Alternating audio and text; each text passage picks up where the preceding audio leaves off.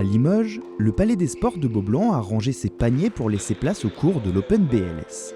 32 joueuses internationales ont pris place dans le tableau principal.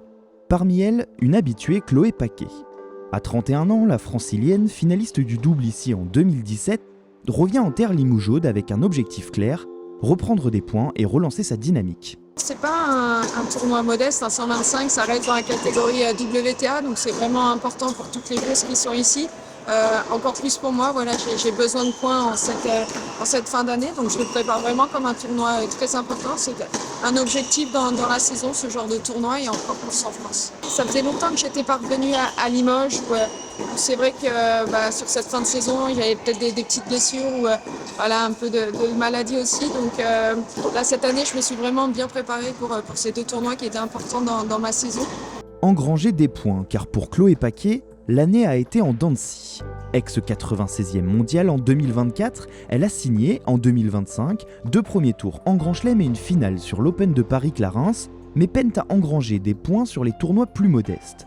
Alors, en cette fin de saison, elle enchaîne les WTA 125, une manière de retrouver du rythme et de préparer déjà 2026. Je viens d'Angers, donc j'ai joué mon dernier match jeudi, donc j'ai perdu jeudi soir. On a une journée un peu de soins le vendredi, et après on se réentraîne, mais très tranquillement parce qu'à tout moment on pouvait jouer lundi. Alors moi je joue mercredi, j'ai un peu plus de temps. On est des athlètes de haut niveau, on a envie de performer quel que soit le tournoi.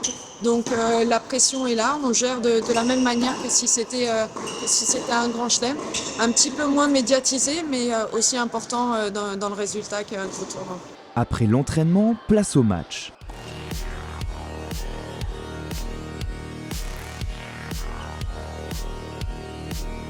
Beaublanc change de visage et Chloé aussi.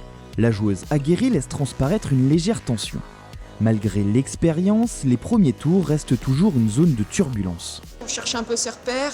Après, quand le tournoi est lancé, vraiment, normalement, ça se passe plutôt bien. On a de bonnes sensations. C'est sur le premier match où tout peut se passer. On ne sait pas trop comment on va rentrer dans le match. Et pour cette entrée en lice, le défi a un nom, Elsa Jacquemot. Tête de série numéro 2, 59e joueuse mondiale, 22 ans, une Française en pleine ascension. Un duel particulier, presque intime, entre deux trajectoires qui se croisent régulièrement sur le circuit.